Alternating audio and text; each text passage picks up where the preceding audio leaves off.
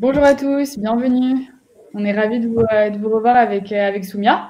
Donc, bienvenue dans la dernière session des cahiers de vacances de la data. Donc, pour parler web scrapping. Et voilà, aller chercher de la donnée. Salut Tony, salut Régis, salut Catherine. On est ravis de vous revoir. Donc, je pense qu'on doit être à peu près au complet le temps que tout le monde se reconnecte. Salut Flavie, salut Laurent, salut Romain, salut Claudia. On est bon. Soumia, si tu veux, n'hésitez voilà, toujours pas à poser vos questions. On y répondra au fur et à mesure. Et après, on avait prévu un petit temps d'échange à la fin. La session, elle est un peu longue, il y a pas mal d'infos à donner. Donc, on va essayer de tenir dans les 1 heure. Peut-être qu'on dépassera un tout petit peu cette fois-ci, mais bon, c'est la dernière. Et après, voilà, on sera toujours dispo sur Slack pour répondre. Je te laisse la main, Soumia. Super, merci. Bonjour tout le monde. Je vais partager mon écran avec vous. C'est parti.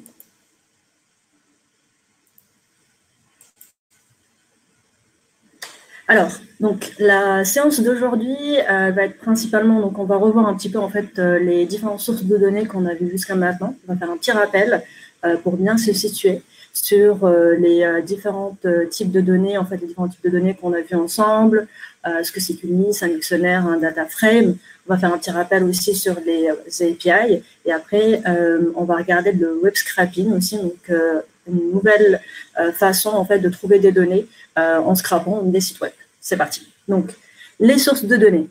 Je voulais faire un petit rappel parce que souvent, en fait, on les manipule au fur et à mesure qu'on va chercher des informations sur une API ou qu'on va chercher des informations à partir d'une page web ou d'un CSV et on les stocke. Souvent, on va les stocker soit d'une forme de liste, d'un dictionnaire ou d'un data frame. Donc, c'est intéressant de faire un petit rappel là-dessus. Donc, la première chose qu'on fait toujours, donc import pandas as PD, c'est la librairie qui nous permet de manipuler. J'ai créé un petit dictionnaire en fait ici, juste pour vous montrer donc un petit rappel sur les clés et les valeurs et autres et comment on peut les stocker. Donc là, j'ai créé un dictionnaire simple. Ce que je vais faire en fait, je vais créer 3 clés, comme un annuaire téléphonique qu'on avait vu ensemble. Cet annuaire téléphonique, il va avoir 3 éléments, donc 3 clés. Il va avoir la clé ID, dans laquelle je vais avoir une liste. Donc, ça va être une liste c'est des crochets. Donc, ça va être une liste d'identifiants 1, 2 et 3. C'est la liste des identifiants de mes utilisateurs. Ensuite, je vais mettre une nouvelle clé qui va s'appeler nom. Et dans cette clé-là, je vais aussi mettre, non, pardon, j'ai mis un égal ici, c'est 2 points. Je vais mettre aussi une liste de noms. J'ai un nouveau clavier AZERTY, donc c'est un peu... Alors, Marie, ensuite, je vais mettre Paul. Ensuite, je vais mettre un dernier, Amina. OK. Donc, leur numéro de téléphone. Et là, je vais mettre 1, 2, 3, 3, 4, 5, rapidement, juste pour voir en fait comment finalement on crée un dictionnaire. Donc, la première façon en fait de stocker des informations, ça va être soit on définit à la base donc la clé et après dans la clé on va mettre des valeurs. Donc là on a 3 clés et chaque clé a une liste de valeurs. Donc c'est ça qui est intéressant à retenir parce qu'on va voir comment on va transformer en fait notre dictionnaire vers un data frame. Donc si je l'affiche, il s'affiche de cette manière-là et je peux le stocker dans un data frame directement. Donc, pour cela, j'ai juste besoin d'appeler, en fait, de créer une variable qui va porter le nom de mon data frame. Donc, je vais l'appeler dicto underscore df. Ensuite, Panda, c'est lui qui m'aide à faire ça. Donc, je vais appeler pd data frame. Je lui passe en paramètre le dictionnaire. Et après, il faut que je dise aussi que ça vient d'un dictionnaire pour qu'il me transforme. Donc, je dois mettre un from dict. Et à l'intérieur, pardon, c'est pas ça. CTRL X, pardon pour ça, voilà, dicto. Je vais pas lancer ça. Hop. Donc, si je l'affiche, Pour l'afficher, en fait, je peux faire directement ça, sans le head. Et là, il me l'a affiché. Donc, j'ai réussi, en fait, à passer d'un dictionnaire où j'avais 3 clés, ID, nom et tel. Chaque clé avait une liste vers un data frame. Donc, un data frame, c'est des colonnes, c'est des observations. On a un index.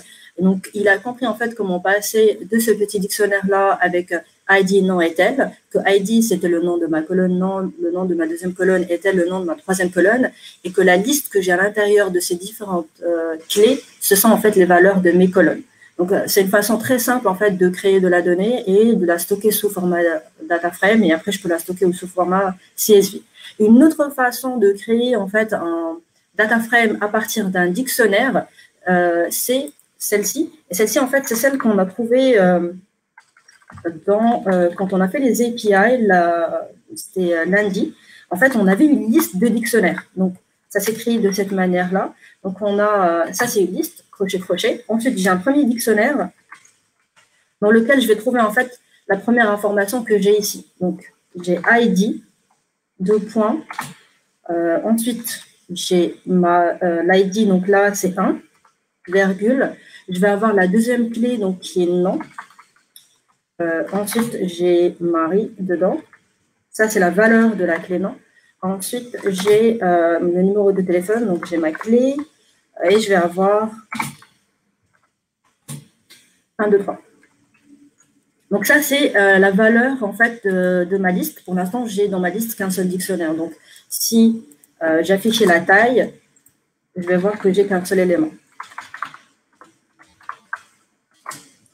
Maintenant, je souhaite en fait ajouter les autres. Donc, je vais juste faire un copier-coller et modifier certaines informations pour vous montrer comment ça s'enregistre. Je vais changer ici, je vais mettre 2. Je vais l'appeler Paul et je vais laisser le même numéro de téléphone. J'ai 2 éléments.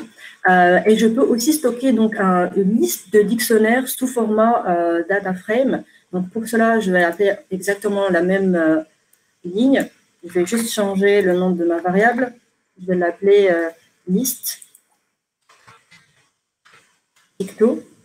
Et là, il faut que je passe cette nouvelle variable. Si je l'affiche,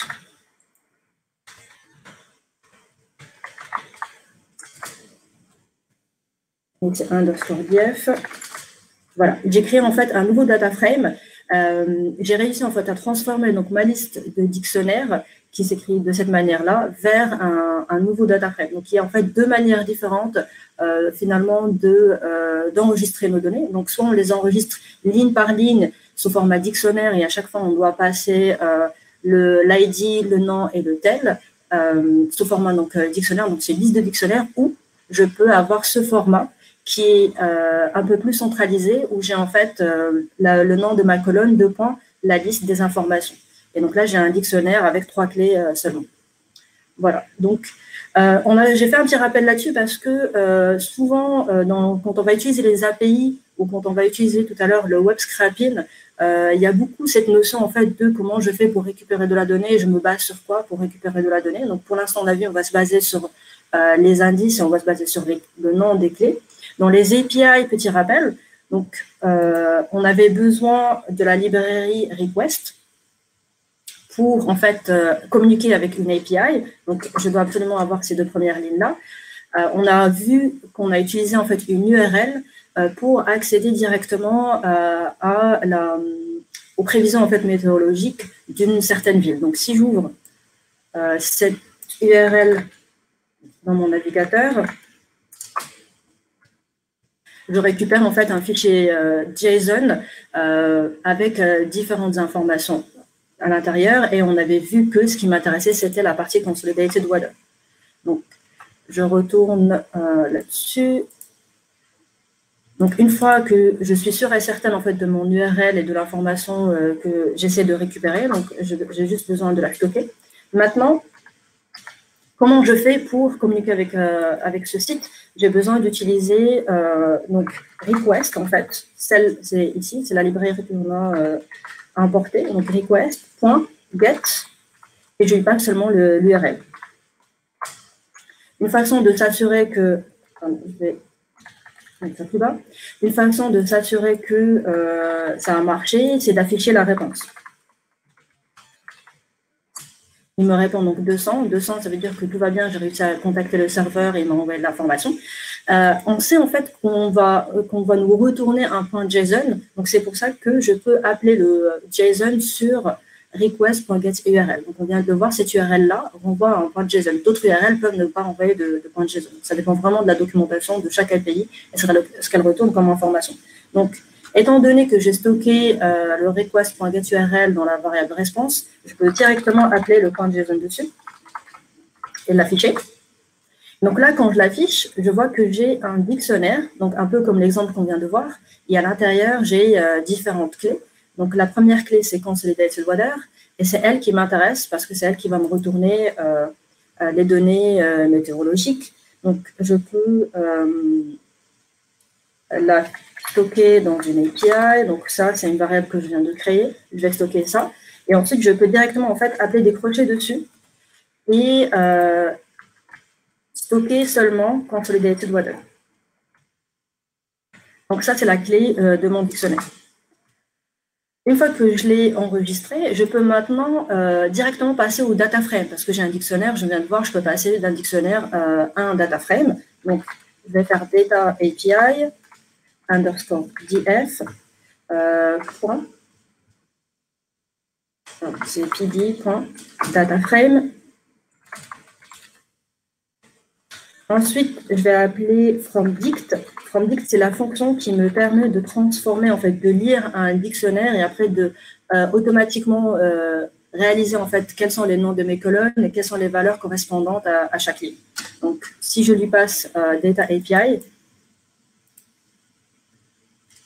je vais taper directement. Et donc, je l'avais tapé ici plus bas.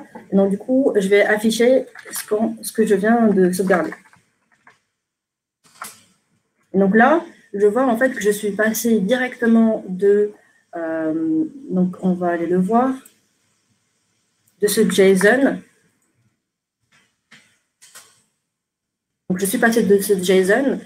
J'ai contacté en fait donc, le serveur, il m'a renvoyé le JSON. J'ai pu récupérer la liste qui est en dessous de Consolidated Weather, comme on l'a vu, et la stocker sous format. Je vais descendre, voilà. Et j'ai pu la stocker en fait sous format data frame directement. Et après, je peux aussi donc faire des plots et afficher en fait manipuler ces données-là et même les stocker sous format CSV plus tard si j'ai besoin.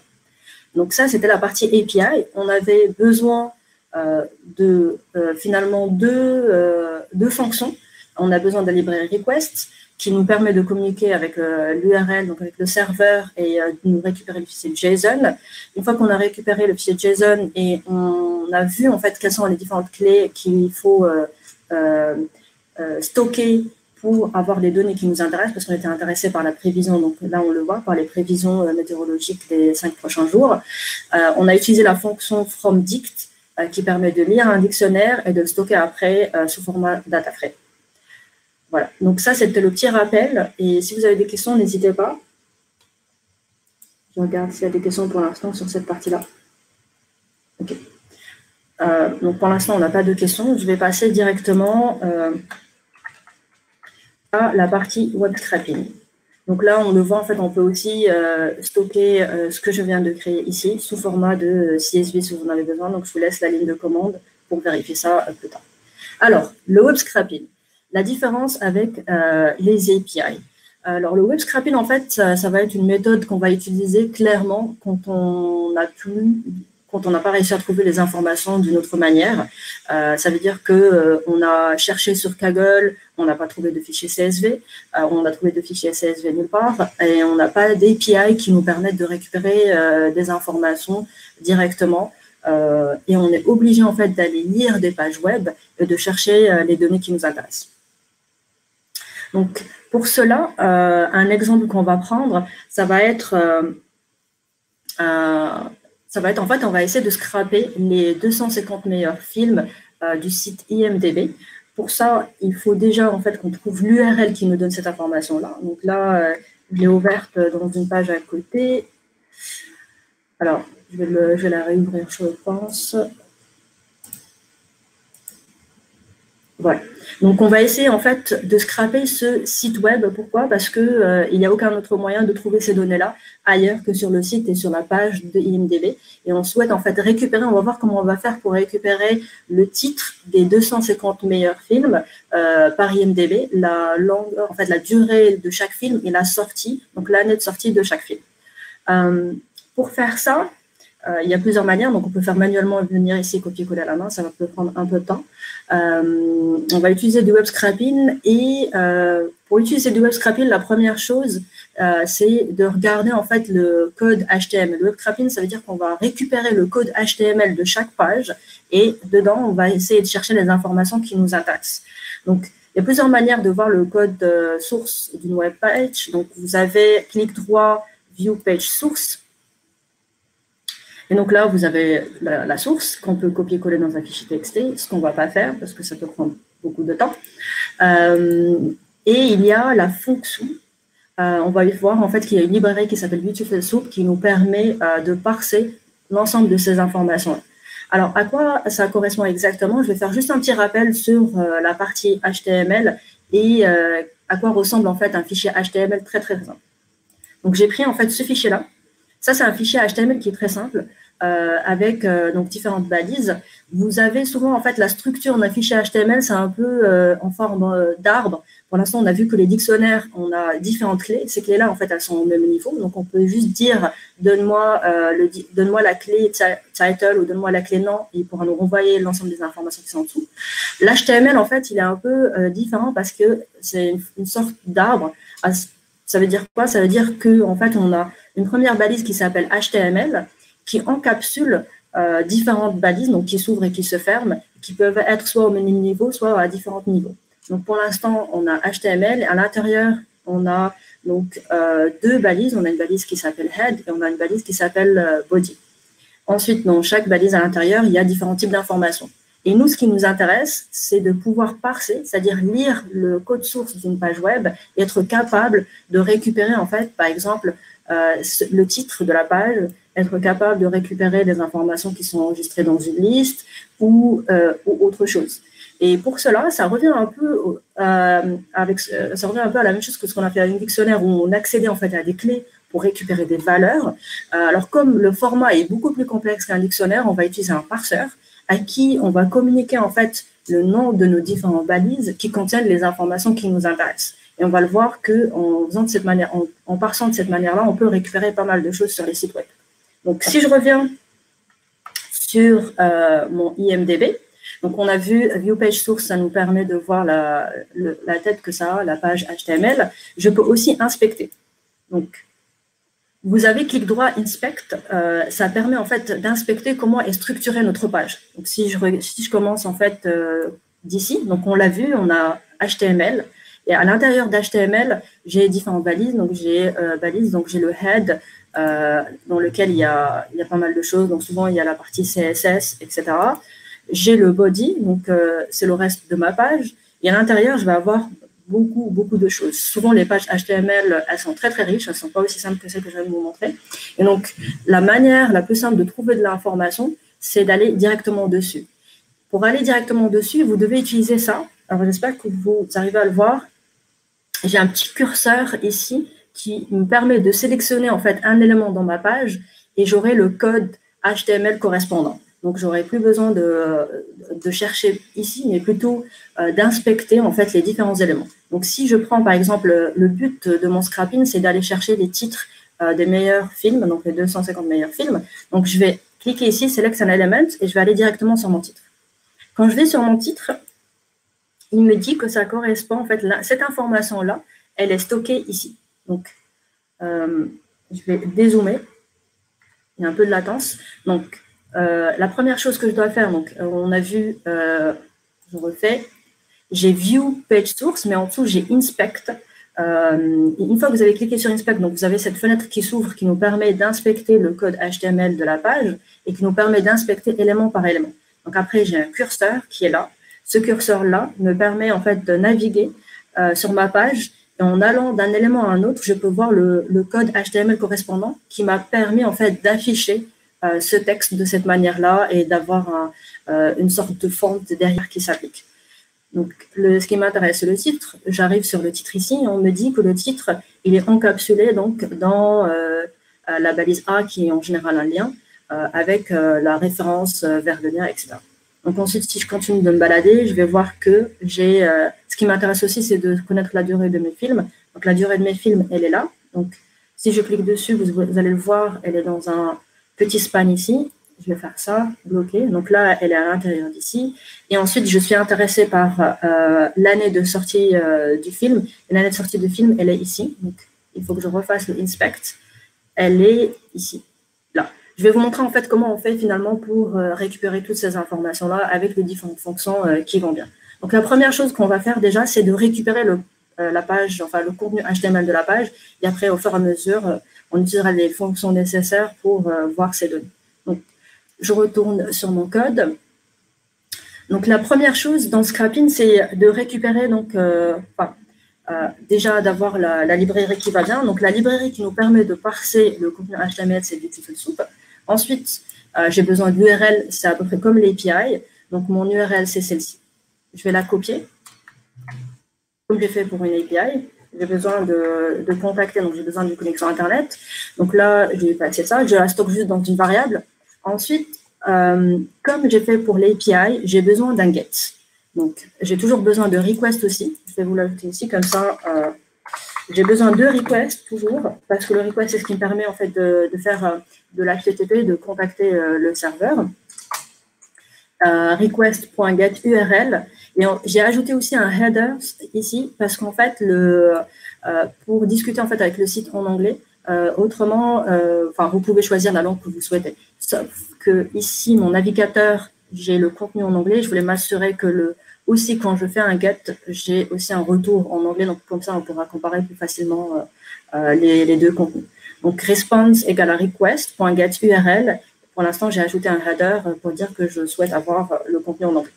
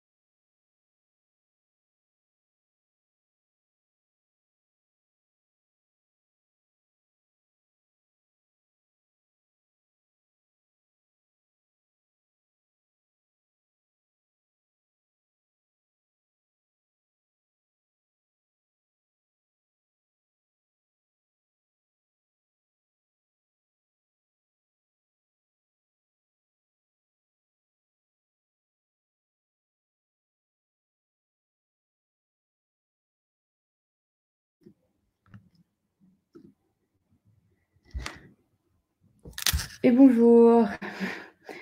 Vous êtes toujours là? Je pense que Soumia, elle a été déconnectée à cause d'un petit problème Internet.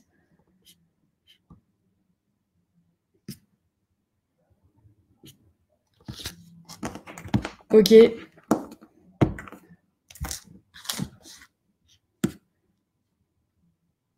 Bon, c'est bon, tout le monde est là, donc c'est bon, on n'attend plus que Soumia, elle va revenir. Est-ce que vous avez des petites questions en attendant? Tout est clair?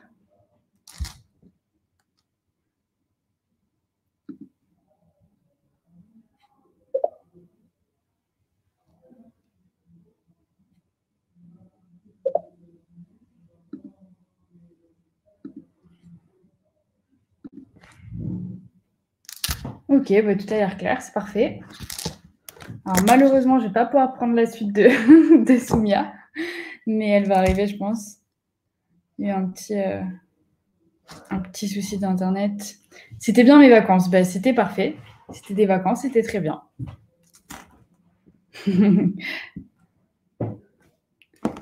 Je laisse la main à quelqu'un, je fais monter sur scène je vous fais monter sur scène et c'est vous qui continuez la session du coup. Dan, il a l'air chaud.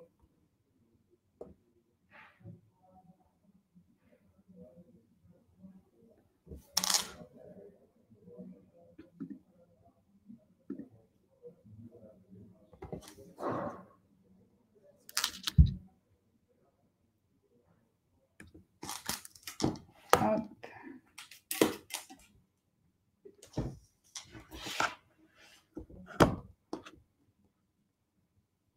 Peut-être une petite parenthèse aussi sur le scrapping. Je sais pas si j'ai pas bien entendu ce que Soumia a dit tout à l'heure, mais pour info, normalement c'est illégal. Dans un sens, en fait, ce qui est illégal, c'est pas d'aller rechercher de la donnée de manière aléatoire, mais c'est plutôt de automatiser en fait le fait d'aller scraper de la donnée sur des sites. Donc il n'y a pas de, c'est un petit point qui est intéressant. Beaucoup de sites le font. Et beaucoup de boîtes le font au début quand on n'a pas forcément le budget, soit d'avoir accès à toutes les API, soit d'aller prendre de la donnée. Mais il faut savoir que bon, on joue sur la légalité un petit peu avec de temps en temps, quoi.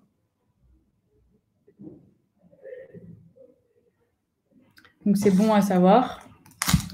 Là, je suis en train de sortir mes petites cartes en plus. Donc, est-ce que vous avez des questions ? Comment ça se passe quand le site évolue? Faut-il modifier le code? Alors oui, ça c'est une super bonne question.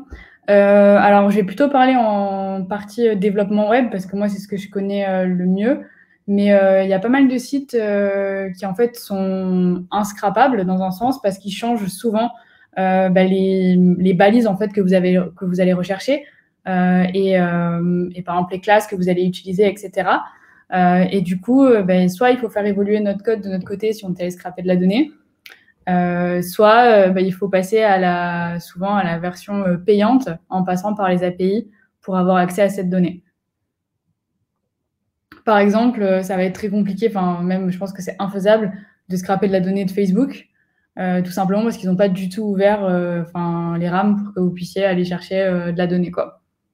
Et aussi pour notre sécurité, je pense à tous qui ont un compte Facebook, même si la donnée est toujours disponible.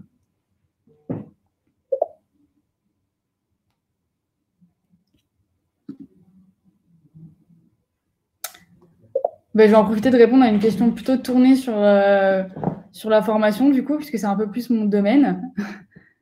Raphaël.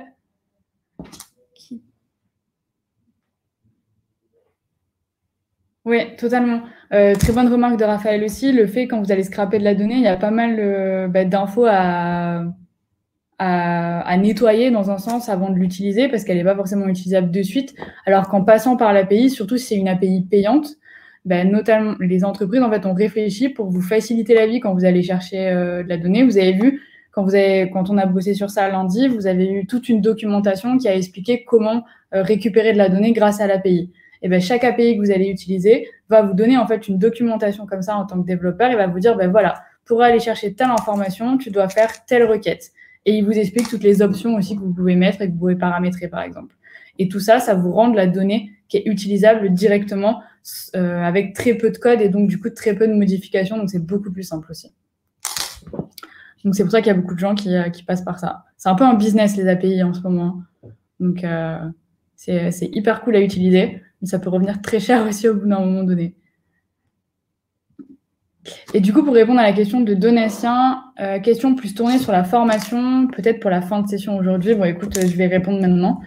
Par rapport au cahier de vacances, qu'est-ce qu'on voit en plus dans le programme de 9 semaines? Donc, ce programme de 9 semaines data, il est beaucoup plus complexe.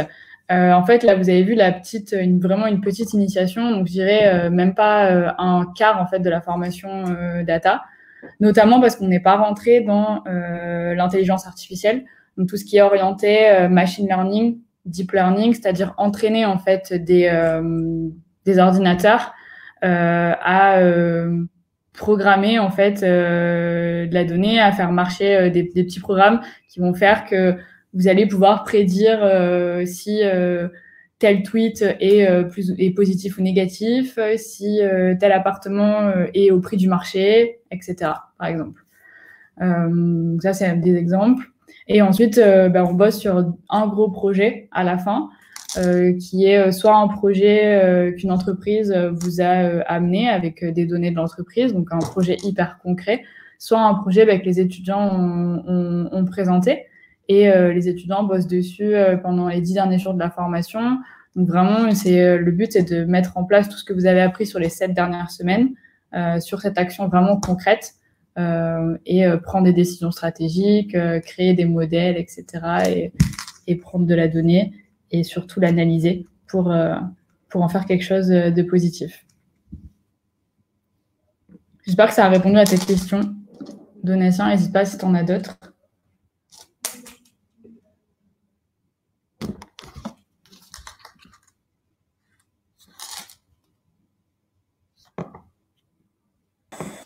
Hello. Et bonjour. En fait, il fait super chaud à Paris aujourd'hui. Je pense que mon PC, il a bien chauffé. Ok. Bizarrement. Et voilà, je partage mon écran avec vous très vite. J'ai comblé en attendant. Merci.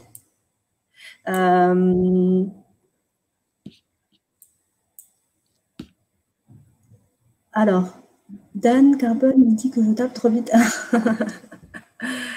Ok.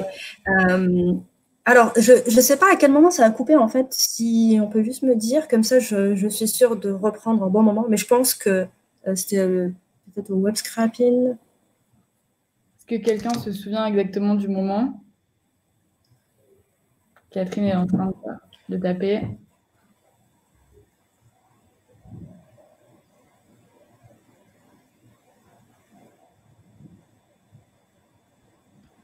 Au niveau du parsing avec soupe. Ok, super. Donc, ça va. Ça n'a pas coupé. Ok, je réactive le partage. Super. Ok. Donc, juste après le request, en fait. Ok. Donc, on en était là. Donc, la première chose qu'on avait fait, c'était de récupérer Beautiful Soup. Je vois qu'il ne s'est pas rappelé du reste. On va aussi importer Request, juste pour qu'on ait en fait les 2 librairies les plus importantes dont on a besoin. Construire l'URL. Donc, pour l'instant, mon URL, c'est celle-ci, parce que c'est cette page-là que j'ai envie de scraper. Je peux aussi donc l'ouvrir juste à côté.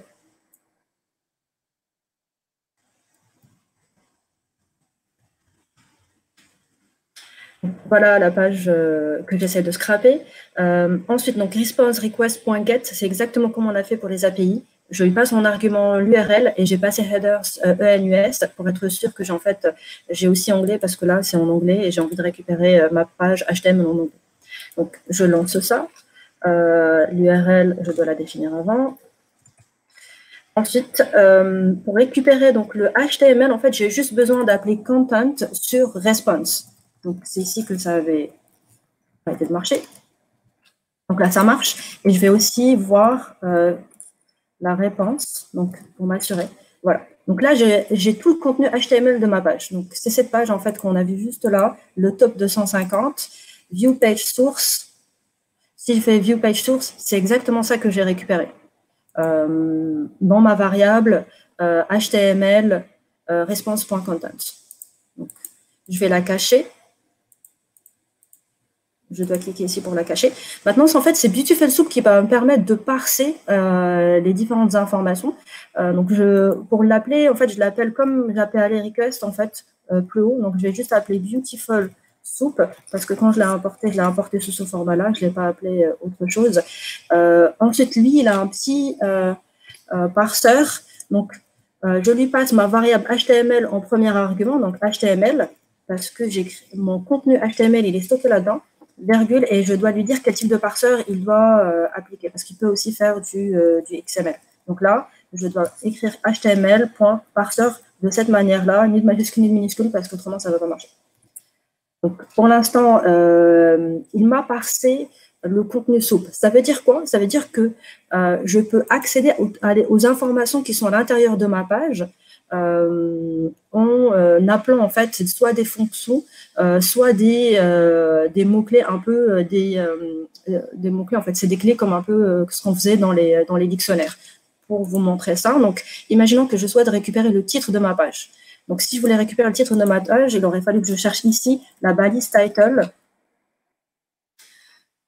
Alors, s'il me la trouve, elle est là en fait. Si vous voyez ça, je vais zoomer un peu. Le titre de ma page, il est stocké en fait en dessous. Donc, il est stocké dans la balise title que j'ai ici.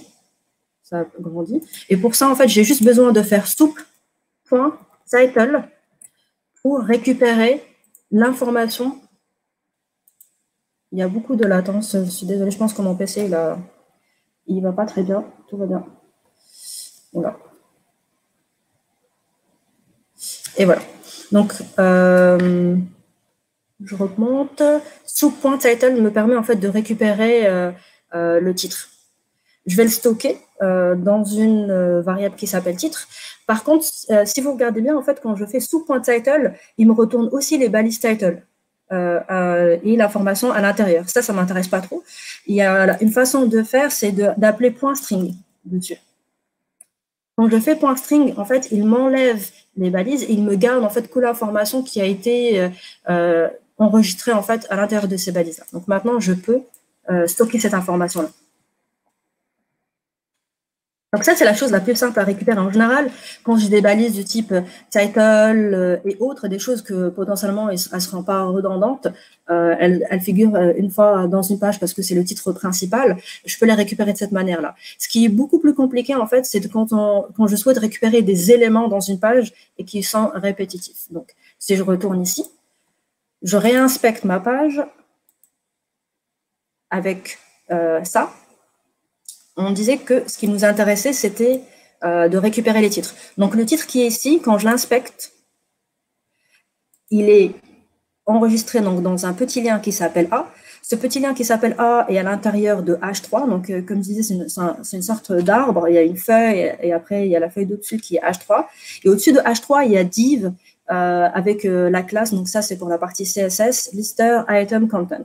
Donc, pour récupérer cette information-là, on a des fonctions qui s'appellent find et qu'on appelle en fait sur le HTML, donc sur la soupe que j'ai eue ici. On appelle ça une soupe parce qu'il y a beaucoup de choses dedans.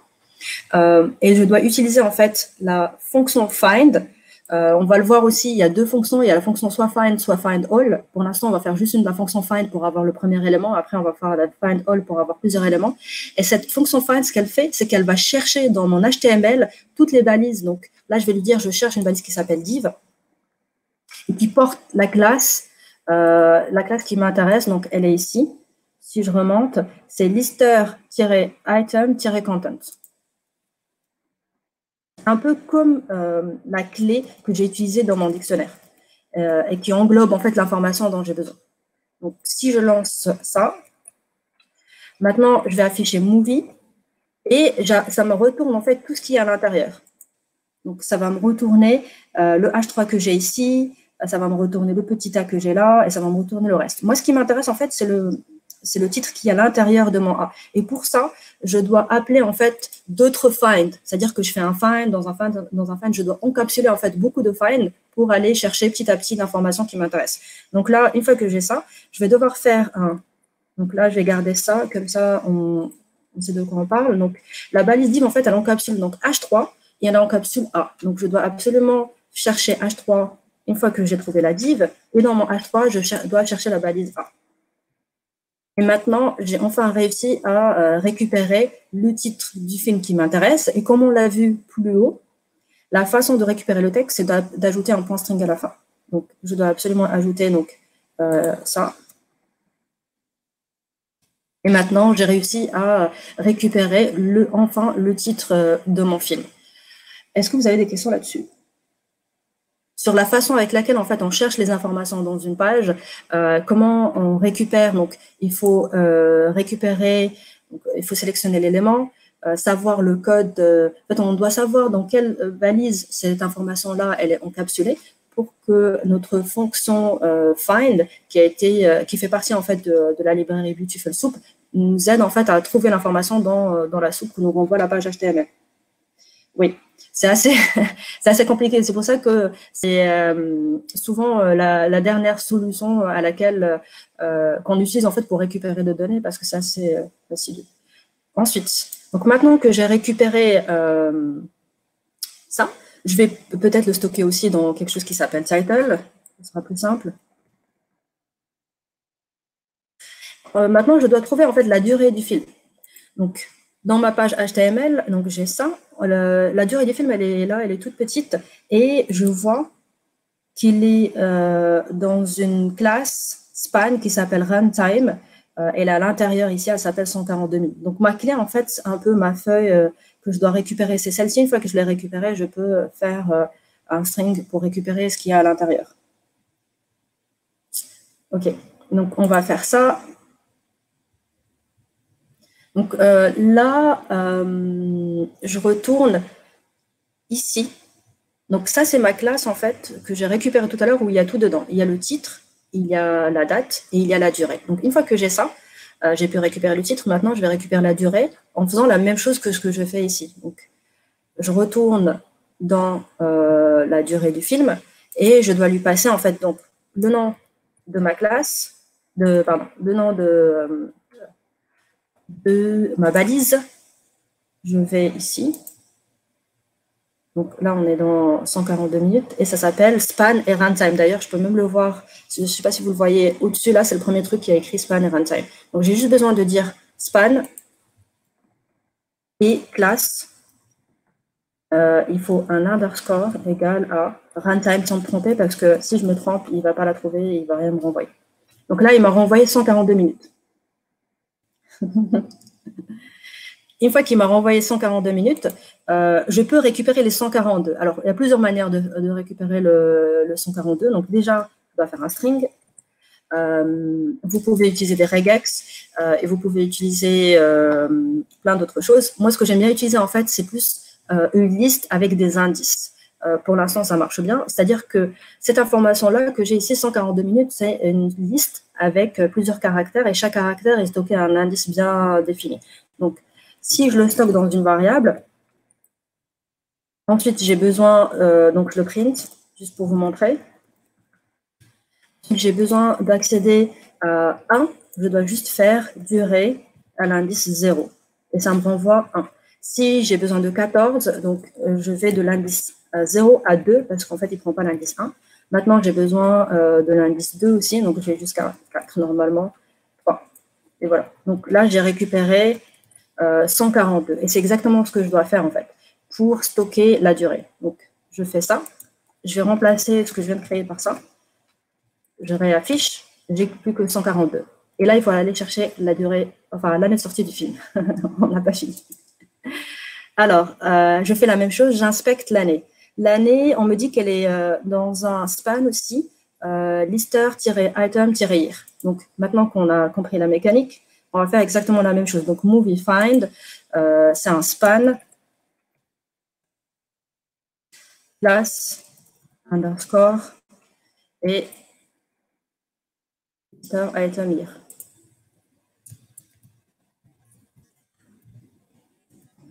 Et voilà. Et bien sûr, un string. Et là, vous pouvez utiliser donc deux choses, soit un strip pour enlever les parenthèses, soit ma méthode. Je vais utiliser ma méthode.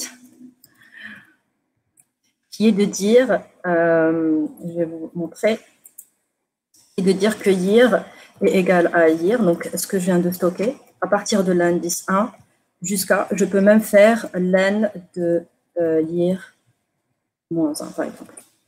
Et je vais l'afficher. Et là, j'ai bien 1994. OK. Donc, superbe. On a l'ensemble de nos informations. Donc, on a ce qu'on cherchait, le titre, l'année et la durée. Et je veux le stocker dans un dictionnaire comme j'ai fait plus haut. Donc, mon dictionnaire, je vais l'appeler Movies parce qu'il va contenir beaucoup de films plus tard. À l'intérieur, donc, je vais avoir une clé qui va s'appeler... donc, normalement, ce que je vais faire, je vais le laisser comme ça. Et je vais en fait le créer sous format de liste. On l'a vu, en fait, il y a deux manières de créer. Soit je crée un dictionnaire et donc j'ai 3 clés. Donc j'ai le titre, j'ai la durée et j'ai l'année. Et chaque clé va être une liste. Et donc à chaque fois, je vais faire des appends pour ajouter les films. Soit ce sera une liste de dictionnaire et donc à chaque fois, j'aurai les clés qui vont être redondantes. Donc pour l'instant, je crée une liste vide qui s'appelle Movies. Et le but, une fois que j'ai récupéré le premier film, c'est de récupérer les autres films. Pour cela, je dois faire un for movie. Donc ça, c'est ma variable in. Et c'est là où je passe en fait à la fonction find all et non plus la fonction find. Je vais vous montrer. Ici, j'ai utilisé la fonction au tout début, quand j'ai commencé à chercher mes films. Donc c'est vraiment ici que ça a commencé l'investigation. Find div lister-item-content. Ça veut dire quoi? Ça veut dire que quand j'ai inspecté, très bien, j'ai trouvé que mon film était dans une div, était au-dessus là, la div lister item content. Ce qui se passe, c'est qu'il n'y a pas que lui, il y en a beaucoup d'autres en dessous. Et à chaque fois, je dois aller les chercher. Donc là, il y en a une autre. Et elle est aussi stockée en fait dans une div avec une classe lister item content, etc., etc., etc. Donc j'en ai plein dans ma page. Et ce qui est sympa, c'est que j'ai find all qui me permet d'aller tous les chercher et je vais faire le même traitement. À chaque fois que je vais la récupérer, je vais faire le traitement que je viens de faire ici, à savoir récupérer le titre de cette manière-là, récupérer la durée de cette manière-là et récupérer l'année de sortie de cette manière. Donc c'est parti. Donc on doit appeler soup. On doit faire un find underscore all. On doit lui passer donc quel type de valise je cherche. Donc je cherche tous ceux qui sont dans une div et qui sont sous la classe. Je vais aller chercher plus haut. C'est celle-ci, lister item content.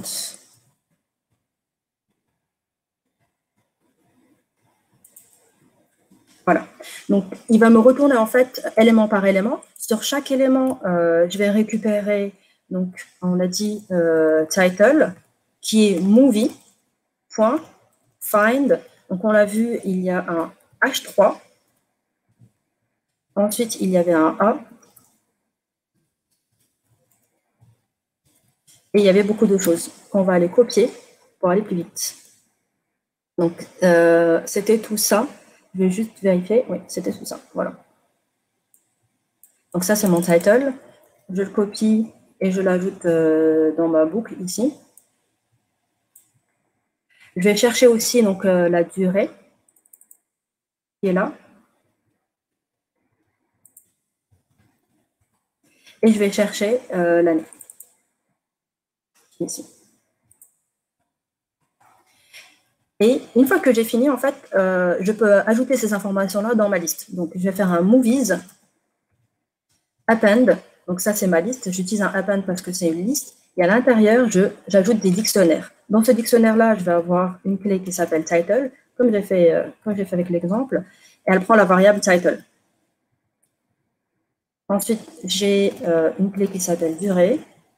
Et elle prend la valeur durée de la variable. Et j'ai une clé qui s'appelle year.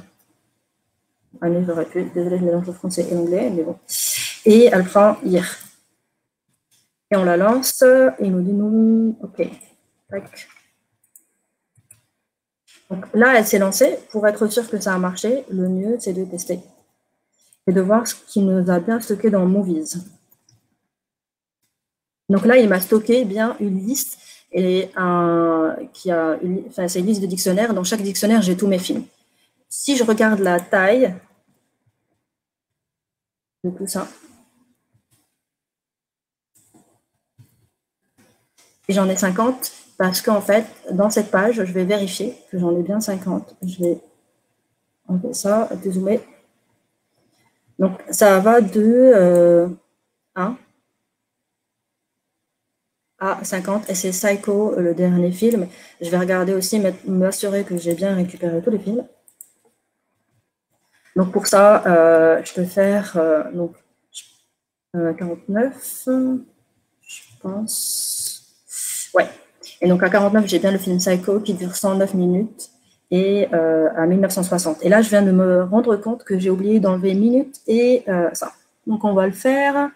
Je récupère ça.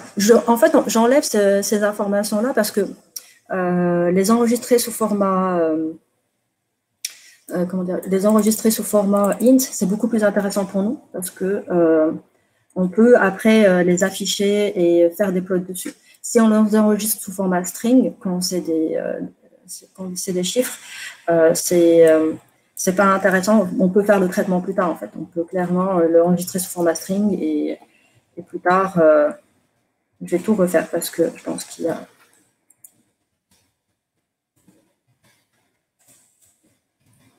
Et voilà. Donc là, je suis sûre que j'ai duré 109 et hier 1960. Voilà. Des questions. On est déjà 1h21. Oui, il retourne bien une liste. Oui, il y a bien une fonction pour splitter avec l'espace et le texte. Je pense que ça doit être soit split ou d'autres qui enlèvent les espaces. C'est une très bonne chose de faire de cette manière-là. Qu'est-ce qu'on peut se tourner sur l'information? Ok. Je continue en fait parce que, étant donné que ma machine, elle s'est arrêtée, on a perdu un peu de temps. Donc, pour l'instant, ce qui s'est passé, on a créé un dictionnaire, on a créé une liste, pardon, avec une liste de dictionnaires et à chaque fois, on a le titre, tout ça. Donc, ça, ce qu'on peut faire, c'est le stocker sous format data frame. Donc, movies qui est ici, je vais vous le réafficher pour être sûr. Okay. Je vais afficher movies. Vous le voyez, ça, c'est une liste. Maintenant, je peux, grâce à data frame comme ça, je peux le stocker dans un data frame. Import pandas as. Et si je l'affiche, ça prend un peu de temps. J'espère que c'est pas une machine qui a. Voilà. Donc, j'ai réussi en fait à récupérer 50 films, à récupérer le titre, leur durée et l'année de sortie, et de les stocker ici. Alors, nous, en fait, on est intéressé par récupérer les top 250. Ce qui se passe, c'est que l'URL qu'on a envoyé, c'est le paging. En fait, le paging, c'est-à-dire que ce site-là, en fait, il nous renvoie que les 50 premiers, puis les 50 d'après, etc. Et à chaque fois, il faut communiquer en fait une nouvelle URL pour chaque page. Donc, si je fais next, qu'est-ce que ça me retourne? Si je fais next, en fait, j'ai une nouvelle URL ici. Elle commence, elle a une nouvelle information dans l'URL. Ça s'appelle start 5.1. Si j'essaie d'accéder à la troisième page, je passe à 101, etc. Donc, pour récupérer en fait tous les films, je suis obligée de communiquer en fait tous les liens de toutes les pages URL pour récupérer en fait l'ensemble des informations. Donc, si on le fait, ça va ressembler à ça. Donc là, je peux créer en fait un getHTML URL, une fonction pour encapsuler, en fait, pour aller beaucoup plus vite. Donc, je peux le faire. Je vais prendre ça et je dois retourner en fait ma soupe, ce qui est plus intéressant. Donc, j'ai response request get URL avec ça. Donc, ensuite, j'ai le content de HTML, en fait, c'est response.html. Pardon, .content. Ensuite, on a des soupes, c'est beautiful soup. Puis je passe l'HTML, virgule, et je lui dis le nom du parseur. Et une fois que j'ai fini, je fais un return de ma soupe. Donc ça, c'est ma première fonction qui me retourne la soupe. Une fois que j'ai récupéré la soupe, je vais appliquer tout ce que je viens d'appliquer ici dessus. Donc en fait, j'essaie de factoriser mon code de telle sorte à ce que je peux l'appeler autant de fois que nécessaire pour trouver tous les films dans toutes les pages. Voilà. Donc ça, c'est mon bout de code. La première chose que je vais faire, je vais créer une liste vide. Ensuite, j'ai mon for. Ici, j'ai besoin d'action. Et une fois que j'ai fini, normalement, je fais juste un return movies et ça devrait marcher. Donc ça, c'est ma deuxième fonction qui me retourne mes films. Maintenant, l'URL, on l'a vu, la nouvelle URL, en fait, c'est celle-ci. Je peux la mettre là. Et l'information que je dois modifier, elle est là. Donc, je vais faire une interpolation. Je vais faire une interpolation. Je vais l'appeler I. F. Et je vais faire une boucle. Donc, mon I, en fait, il va aller de, on va dire, 50 à... je ne vais pas aller plus loin que 101, je pense, ou... Attendez, je vais voir. Parce qu'en fait, ça prend beaucoup de temps aller chercher chaque page. C'est assez long. 151. Donc, je vais lui mettre... Pardon, je vais mettre 100. On va voir. En espérant que ça marche, parce que si l'URL n'existe pas, il va nous retourner des erreurs. Ensuite, donc, ça, c'est mon URL qui va en fait bouger. Donc, à chaque fois, je vais la modifier. Je vais modifier la page suivante. En fait, c'est juste pour faire un rappel de page. La première chose que je fais, donc, je récupère ma soupe. J'ai une fonction qui fait, c'est déjà ça pour moi, HTML. À l'intérieur, je lui passe l'URL que je viens de construire. Ensuite, j'ai movies, à qui je passe donc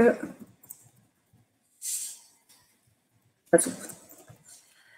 Juste avant, je vais créer une variable donc, qui s'appelle all movies, qui sera une liste, elle sera vide, et je vais essayer de le concaténer en fait. Le but, c'est que je réitère ce que je viens de faire, c'est-à-dire je suis allée chercher une page et j'ai pu récupérer 50 films, et donc là, je vais juste faire la même chose sur toutes les pages de IMDb jusqu'à ce que j'arrive à la fin, plus ou moins. Là, pour l'instant, je ne les ai pas tous faits. Donc, all movies for e in range 50 à 100. J'ai mon URL ici donc, qui va changer. J'ai soup qui est égal à get HTML URL. Donc, je fais un request, un response.content, le beautiful soup, il me retourne la soupe, que je passe à mon autre fonction movies qui, elle, donc, me trouve tous les titres de tous les films, les stocks, et me les retourne. Une fois qu'elle me les a retournés, en fait, le but, c'est de concaténer cette liste-là. Donc, comme on l'a vu, c'est pour ça qu'on a choisi de faire une liste et non un dictionnaire, parce qu'avec un dictionnaire, ça aurait été très compliqué de suivre les colonnes. Donc là, clairement, on va ajouter chaque film sous format de dictionnaire dans une liste. On va voir si ça va marcher. Par contre, j'aurais dû faire un petit print pour voir l'évolution de mon code. On va le laisser tourner un petit peu et je vais prendre vos questions.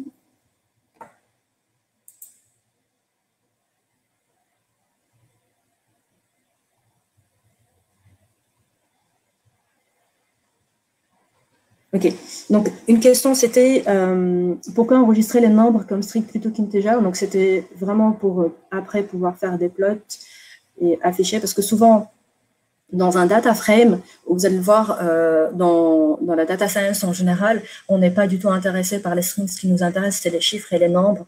Donc même si souvent vous allez importer un fichier CSV sous un format vous allez importer en fait un fichier CSV. Vos colonnes, ça va être des chiffres, mais peut-être qu'ils sont stockés, le type, ça va être un string. Vous serez obligé en fait, dans le pre-processing, de tout changer et de les mettre en entier pour après appliquer des fonctions, connaître par exemple la moyenne de la durée d'un film, connaître, faire des calculs et autres sur ces chiffres-là. Donc c'est beaucoup plus intéressant de les avoir en entier. Donc là, ça a fini de tourner. Et je vais voir combien de films j'ai pu récupérer. Donc là, j'ai pas tout fait en fait parce que je voulais pas que ça tourne longtemps. Donc là, il me dit 2500, ça fait beaucoup. Je sais pas ce que j'ai fait. Ce qu'on va faire, on va les stocker sous format de data frame, comme ça on pourra les voir sous un format beaucoup plus simple. Oups. On dirait que ça n'a pas trop marché. 50 à 100, peut-être 70. On va les relancer. Entre-temps, est-ce que vous avez d'autres questions?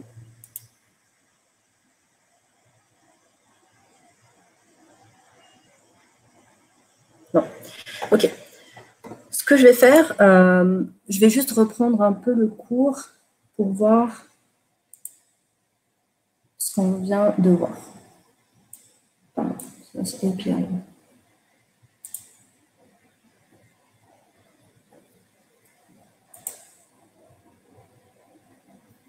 Est-ce qu'il faut mettre un step à 50? Oui. Vous avez entièrement raison, il faut mettre un step à 50 et je pense que c'est...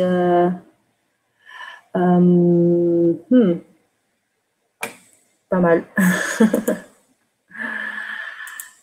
Ou sinon, on peut faire 50, 101 et 151.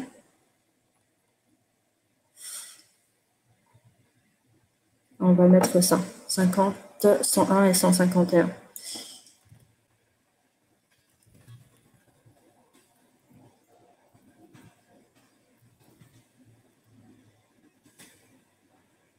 Ça peut mieux marcher.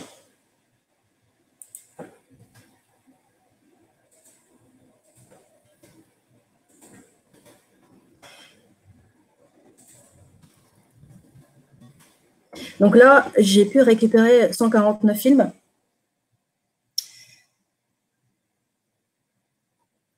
« 201, oui.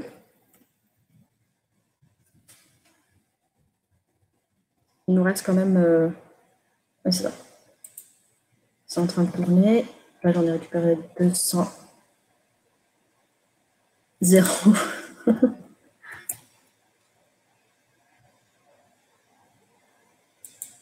Ça prend un peu de temps.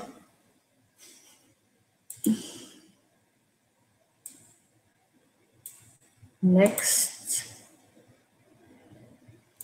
201. Oui, 201. Bingo, on a réussi, on a récupéré 250 films.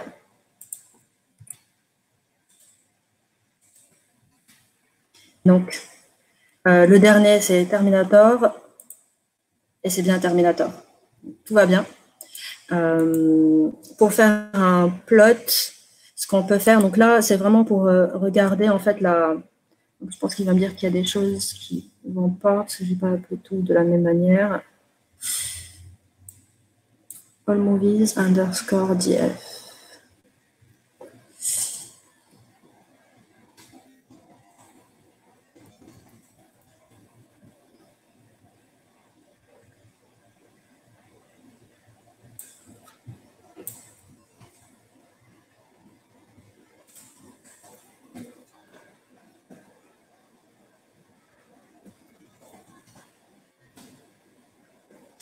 Pas... Ah oui, d'accord, ok. C'est pour ça qu'il l'a dit tout à l'heure. Pardon, désolé, j'ai pas importé Filty.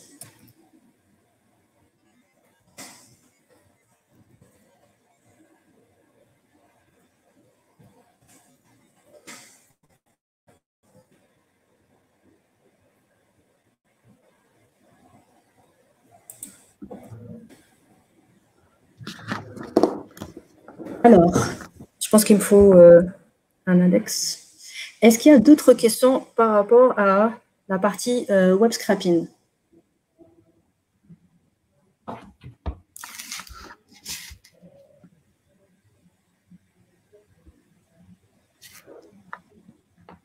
Alors, de toutes les manières, si vous n'avez pas des questions, il faut savoir que vous allez avoir accès en fait à la plateforme, donc Learn. Vous avez encore accès même après la fin des cahiers de vacances de la data. Donc, si vous avez besoin de revenir de temps en temps sur certaines notions, n'hésitez pas à revenir dessus, c'est vraiment ouvert. Donc ça, c'est assez cool. Et en plus, le Slack restera aussi ouvert. Donc, n'hésitez pas à échanger entre vous si vous avez des petits conseils, si vous voyez des articles ou quoi. Nous aussi, on n'hésitera pas à le faire marcher de temps en temps et à vous envoyer des infos. Donc, restez connectés aussi sur Slack et on vous communiquera tout ça.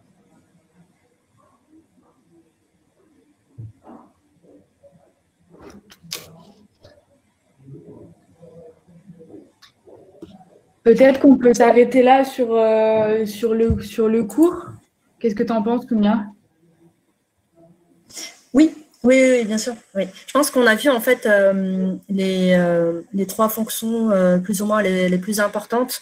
Donc, dans la partie web scrapping, et vous pouvez revenir sur le cours pour les avoir. En fait, elles sont très bien expliquées. Donc, le find, the find all. Et je vais vous envoyer aussi mon code. Vous pouvez l'utiliser pour faire l'exercice. Et l'exercice aussi, il y a déjà les solutions. Et donc, il est très bien expliqué. Et tout. Donc, je pense que normalement, c'est clair. Ouais, vous avez tout à dispo pour devenir des pros, ou en tout cas une bonne introduction à l'analyse de données. Ça a été un peu le but en fait des cahiers de vacances de la data. Notre but était vraiment de vous mettre un premier pas dans ce domaine pour voir si ça vous plaît, si vous avez envie d'aller plus loin. Donc on espère qu'on a réussi à 100% à ce niveau-là. Ce qu'on va faire, c'est que moi, je vais fournir une petite attestation de réussite des cahiers de vacances de la data pour les personnes qui ont suivi la majorité des cours. Donc, vous allez recevoir un petit mail dans la journée, je pense, ou demain, avec l'attestation. Et en plus, je vais vous faire passer un petit formulaire de feedback parce qu'on est toujours en amélioration continue et ça peut être intéressant, que ce soit pour nous, du point de vue de l'organisation, au niveau des cours, donc que ça soit avec Soumia ou autre, qu'on puisse s'améliorer à chaque fois. C'était la première fois qu'on lançait les cahiers de vacances de la data, donc je pense que voilà, on a toujours hâte d'avoir vos feedbacks et de faire en sorte que ça se passe le mieux possible pour une potentielle seconde édition. Donc on est ravis d'avoir vos retours et je vous ferai passer tout ça par Slack et par mail. On a une petite question qui est partie. Ok, non. Antoine, peut-être qu'on répondra à ta question par Slack directement, parce que là, je n'ai pas la réponse, moi, de mon côté.